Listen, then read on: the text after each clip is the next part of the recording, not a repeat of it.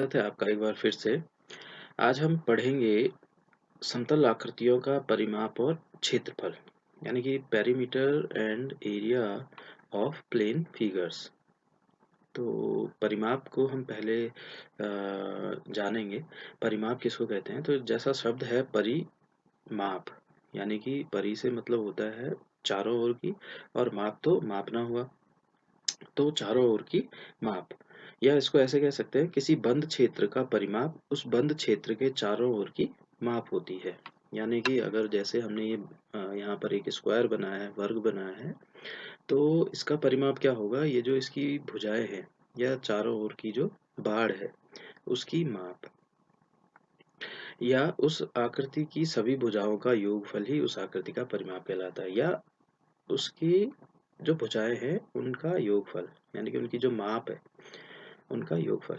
तो यहाँ पर वर्ग का अगर हम लें तो A B plus B C plus C D plus D A, या इस त्रिभुज का अगर हम लें तो E G plus G F plus F E क्या होगा?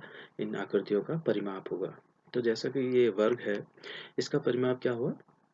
ए B plus B C plus C D plus D A, यानी कि अगर इनकी माप ए बी सी और डी हो तो A plus B plus C plus D, या जैसा कि यहाँ पर दिख रहा है 3 3 3 3 है इनकी माप। तो सेंटीमीटर भी हो सकती है, मीटर भी हो सकती है। तो कितना आ गया? 12। तो पेरीमीटर या परिमाप क्या हो गया? ए बी सी डी का, ए बी सी डी आकृति का 12। वर्ग का परिमाप, यानी कि इससे हमारा जो फॉर्मूला निकला, सूत्र निकला, वो क्या निकला? वर्ग का परिमाप बराबर 4 गुणा गया भुजा। तो वर्ग की, क्योंकि हम जानते हैं कि चारों भुजाएं बराबर होती हैं, तो उसका परिमाप कैसे निकालेंगे हम? इजी वे में, 4 गुणांगे भुजा। भुजाएं तो सेम है, तो उसको 4 से मल्टीप्लाई कर देंगे तो वर्ग का परिमाप इजीली निकल जाएगा। या त्रिभुज का परिमाप, तो त्रिभुज की भुजाएं ई G plus G F plus F ई। अब इनका जो माप है वो क्या है? 3.6 प्लस 4 प्लस 3.6। तो ये कितना आ गया? 11.2। अब ये सेंटीमीटर में भी हो सकता है, मीटर में भी हो सकता है, किसी भी चीज में, किसी भी इकाई में हो सकता है। तो इकाई क्या होगी परिमाप की? जो दी गई लंबाई की होगी, जिसमें उसकी लंबाई दी हुई होगी। या सेंटीमीटर में होगी तो परिमाप सेंटीमीटर में आएगा, और मीटर में होगी तो मीटर में आएगा। अब बात करते हैं हम क्षेत्रफल की, एरिया। किसी समतल आकृति का क्षेत्रफल उस आकृति की सीमाओं द्वारा घिरे हुए तल का मापन होता है। तो यानी कि ये आकृति है अगर हमारे पास वर्ग वर्ग के आकार की, तो इसके सीमाओं द्वारा, तो सीमाएं कौन सी है इसकी? ये A B B C C D और डी ए। तो इनके द्वारा घिरा हुआ जो क्षेत्रफल है, घिरा हुआ जो तल है, यानी कि ये बीच का भाग जो शेडेड एरिया है ना, तो ये तल, तो इस तल की माप क्या होती है?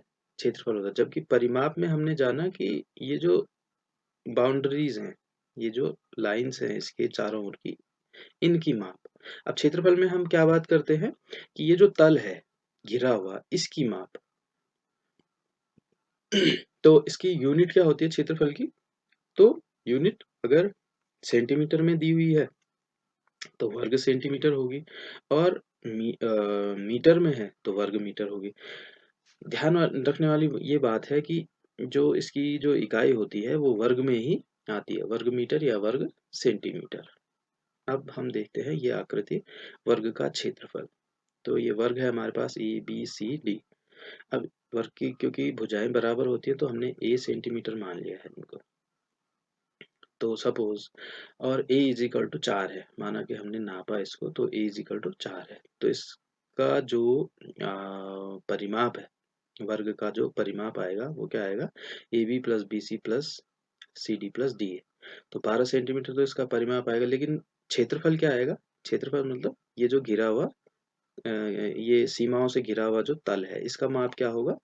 तो लेंथ इंटू ब्रेड्थ, यानी कि लंबाई गुणा गया चौड़ाई। ये ध्यान रखने वाली बात है, फर्क जो है, क्षेत्रफल क्या होता है? लंबाई गुणा गया चौड़ाई, यानी कि लेंथ इंटू ब्रेड्थ। ठीक है। तो अगर मान लिया जाए ए बराबर 4 सेंटीमीटर है तो सारी भुजाएं 4 सेंटीमीटर हो जाएंगी, तो लंबाई भी 4 है, चौड़ाई भी 4 है। तो लंबाई गुणांगे चौड़ाई, तो 4 सेंटीमीटर गुणांगे 4 सेंटीमीटर, तो कितना हो गया? 16 सेंटीमीटर हो गया। तो स्क्वायर, लेकिन किस में आएगा? स्क्वायर में। है ना? 4 को 4 से मल्टीप्लाई 16 आ गया, सीएम को सीएम सेंटीमीटर को सेंटीमीटर से मल्टीप्लाई किया तो सीएम स्क्वायर आ गया, ठीक है? तो परिमाप तो होता है 4 गुणा भुजा, ठीक है?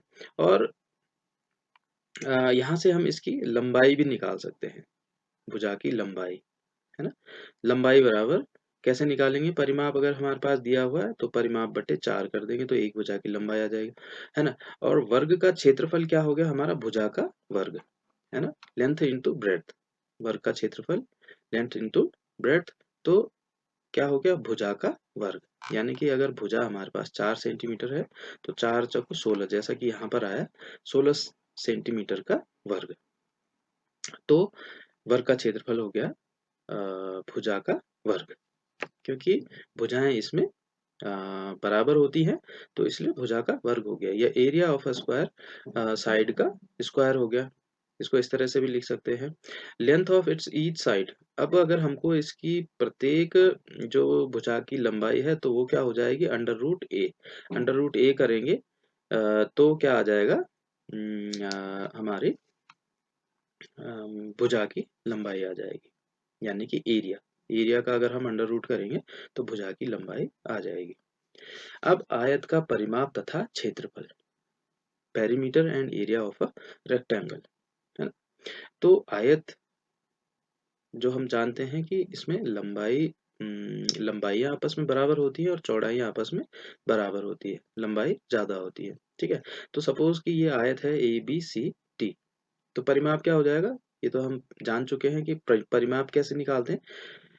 भुजाओं का योग, ठीक है? अब वो आकृतियाँ कैसी भी हो सकती हैं, तो उसमें आयत है, वर्ग है ना? समचतुर्भुज कुछ भी हो सकता है या ट्रायंगल है, तो परिमाप तो कैसे निकलेगा? भुजाओं का योग ही होगा, ठीक है? तो यहाँ पर क्या हो जाएगा? A B plus B C plus C D plus D A, तो लंबाई धन चौड़ाई धन लंबाई धन चौड़ाई परिमाप हो गया। तो यानी यहाँ पर 2 लंबाइयाँ आ रही हैं और 2 चौड़ाइयाँ आ रही हैं, ठीक है? तो 2 कॉमन हो गया और लंबाई धन चौड़ाई, तो ये सूत्र बन गया एक आयत का परिमाप क्या हो गया? 2 लंबाई धन चौड़ाई। और क्षेत्रफल क्या हो जाएगा? क्षेत्रफल जैसा कि हमने वर्ग में देखा था, लंबाई गुणा गया चौड़ाई, तो आयत का क्षेत्रफल क्या हो जाएगा? लंबाई गुणा गया चौड़ाई, है ना? तो इससे हमको अगर मान लिया कि हमारे पास क्षेत्रफल दिया हुआ है आयत का, तो हम उससे क्षेत्रफल दिया हुआ है और चौड़ाई दी हुई है, तो हम उससे लंबाई निकाल सकते हैं, है ना? या हमको क्षेत्रफल दिया हुआ है और अ, लंबाई दी हुई है तो हम उससे चौड़ाई निकाल सकते हैं। या अगर हमको परिमाप दिया हुआ है और लंबाई हमारे पास दी हुई है तो हम उससे चौड़ाई निकाल सकते हैं, ठीक है? तो ये इस सूत्र के माध्यम से हम ज्ञात कर सकते हैं, जैसा कि आयत का परिमाप बराबर 2 लंबाई धन चौड़ाई होता है। तो अगर हमारे पास लंबाई नहीं दी हुई है, परिमाप हमारे पास है और चौड़ाई हमारे पास है, तो क्या करेंगे? लंबाई बराबर परिमाप बटे 2 ऋण चौड़ाई, ये हम इसी सूत्र से बना लेते हैं फॉर्मूला। आयत का क्षेत्रफल बराबर क्या होता है? लंबाई गुणा गया चौड़ाई। तो अगर मान लिया हमारे पास लंबाई नहीं दी हुई है, क्षेत्रफल है हमारे पास और चौड़ाई है, तो क्या कर सकते हैं? हम लंबाई को निकाल सकते हैं इस सूत्र से, क्षेत्रफल बटे चौड़ाई से। ऐसे ही हम चौड़ाई को निकाल सकते हैं, चौड़ाई बराबर क्षेत्रफल बटे लंबाई। तो ये परिमाप और क्षेत्रफल है। तो उम्मीद है आपको ये जानकारी पसंद आई होगी। धन्यवाद।